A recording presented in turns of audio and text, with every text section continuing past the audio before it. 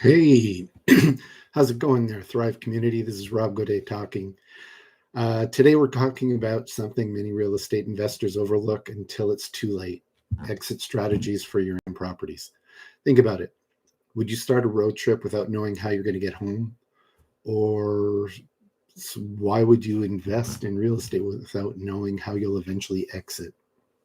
Um, I'm going through this process right now with a 27 unit building that I'm selling in Nova Scotia. Um, so having multiple exit strategies isn't just smart investing, it's essential risk management. So why multiple exit strategies matter? Market conditions, sorry about that. Market conditions change, life circumstances change. What seems like a perfect 10-year hold strategy today might need to be abandoned next year. Life happens. That's why smart investors always have a plan B, a plan C, and sometimes even a plan D to go. Now, key exit strategies to consider.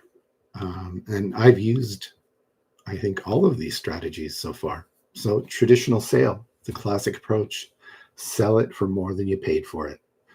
When this is a strategy that's best when the markets have significantly appreciated. Some of the risks: market downturns, lengthy selling periods. So you really want to use this approach when the market is strong. Seller financing: you become the bank and collect payments over time. This is best when interest rates are high, buyers are struggling with conventional financing, and they need some time.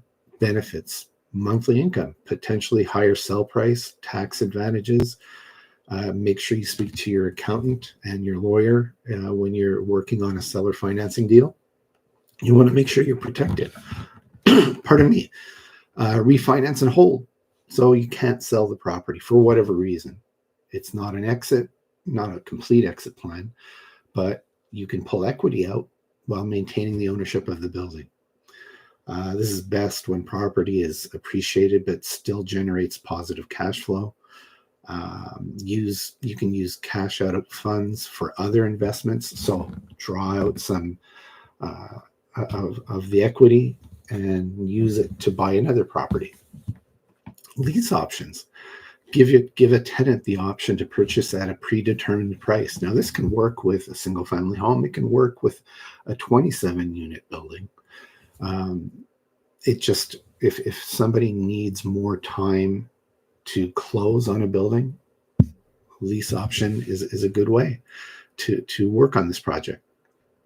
It works best if the market's sluggish, which we've been living through for quite some time now. And benefits are higher rent payments, motivated tenant maintenance, flexibility. Um, Tailor the strategies to your situation and the timing, right?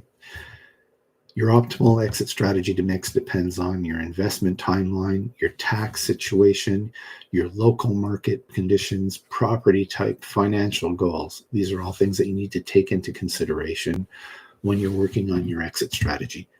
Some real life examples.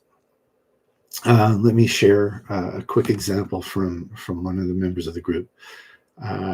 Purchased a duplex in 2019 with these exit strategies in mind. Primary plan was to hold it, take advantage of appreciation over 10 years and some cash flow. The backup plan: seller financing if rates continue to rise. And emergency plan: traditional sale if needed. So when interest rates spiked in 2023, I think everybody remembers that. It hurt a lot of people. Traditional buyers disappeared from the market. But because this person had planned ahead, she was able to sell with owner financing at a premium price, creating creating passive income and favorable tax treatment. So you can delay some of your capital gains to the future. The investor who bought the property next door with no exit strategy, they're still trying to sell a year later at a reduced price. So these are just things that you have to take into consideration. The most successful real estate investors I know all share one trait. They never enter a deal without mapping out multiple ways to exit. You don't want to get stuck with a property when you don't want it, or if there are financial reasons that you're selling the property for, right? Before your next income property purchase, take time to draft at least 3 viable exit strategies. Review them with your financial advisor, your coach, your mentor, your mortgage broker, your realtor, your lawyer. Go over it with your team and make sure you're all aligned with your long-term wealth goals. If you found this valuable, hit the subscribe button and join our Thrive community. You can find the link below in the comments. And we would love to see you join our group. We work together, we help one another, we thrive together. Have a great day.